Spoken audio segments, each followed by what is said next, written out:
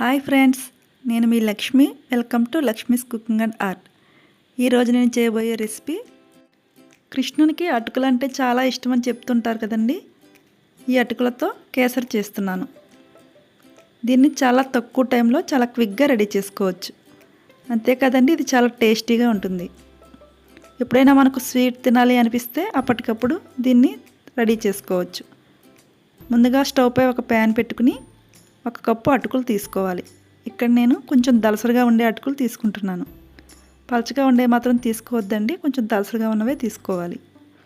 వీటిని ఒక 5 to 10 minutes లో ఫ్లేమ్లో ఫ్రై చేసుకోవాలి. ఇవి కొంచెం క్రిస్పీగా అయ్యేంత వరకు ఇలా ఫ్రై చేసుకోండి.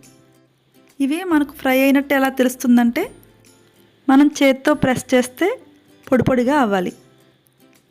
ఇవి బాగా ఫ్రై అయిన తర్వాత కొంచెం చల్లారనిచ్చి మిక్సీలో మెత్తని పౌడర్లా గ్రైండ్ చేసుకోండి. మరీ మెత్తగా కాదండి, కొంచెం బరగ్గానే గ్రైండ్ చేసుకోవాలి.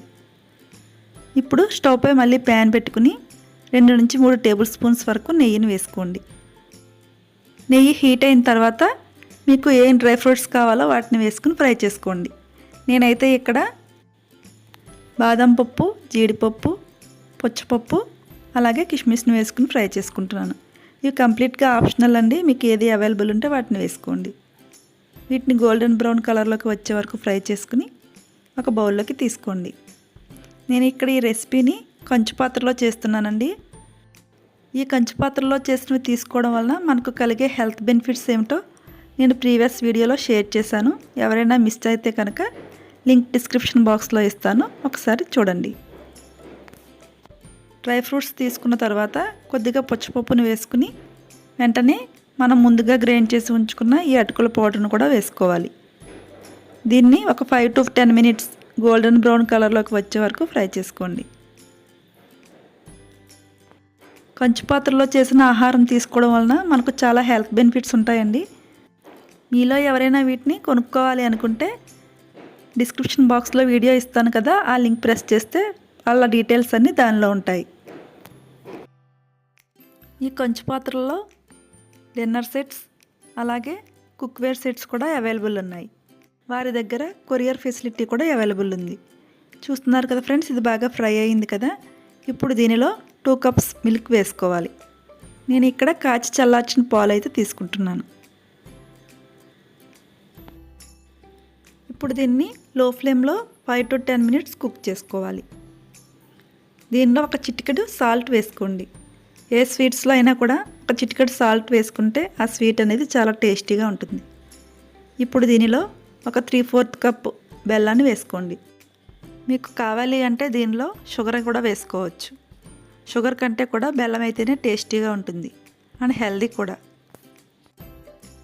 తర్వాత దీనిలో ఒక చిటికెడు ఫుడ్ కలర్ని వేస్తున్నాను. ఇక్కడ నేను లెమన్ ఎల్లో ఫుడ్ కలర్ తీసుకుంటున్నాను. ఇది కంప్లీట్గా ఆప్షనల్ అండి, మీరు వద్దు అనుకుంటే స్కిప్ చేసేయండి. ఇది కొంచెం దగ్గరగా అయ్యే వరకు ఇలా కలుపుతూ ఉండాలి. కొంచెం థిక్ కన్సిస్టెన్సీలోకి వచ్చిన తర్వాత దీనిలో ఒక 1/2 teaspoon ఇలాచీ పౌడర్ వేసుకోవాలి. ఇలాచీ పౌడర్ వేసుకుంటే ఆ ఫ్లేవర్ అనేది చాలా బాగుంటుంది. తర్వాత దీనిలో 1 టేబుల్ స్పూన్ మరలా నెయ్యిని యాడ్ చేసుకోండి. ఇది కొంచెం థిక్ కన్సిస్టెన్సీలోకి వచ్చింది కదా, ఇక స్టవ్ ఆఫ్ చేసేయండి.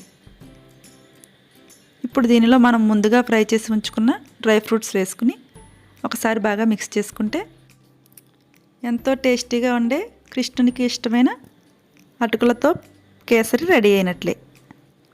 ఫ్రెండ్స్, మీలో ఎవరైనా మా ఛానల్ను మొదటిసారిగా చూస్తున్నట్లయితే ప్లీజ్ లైక్ చేయండి, షేర్ చేసి మా ఛానల్ని సబ్స్క్రైబ్ చేయండి. పక్కన ఉన్న బెల్ సింబల్ని ప్రెస్ చేసి ఆల్ నోటిఫికేషన్స్ యాక్టివ్ చేయండి.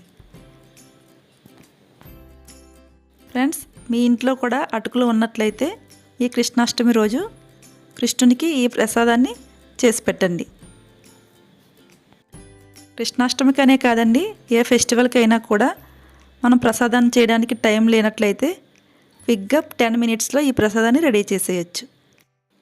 ఓకే ఫ్రెండ్స్, మరొక మంచి వీడియోలో మళ్ళీ కలుద్దాం. Thanks for watching this video. Bye.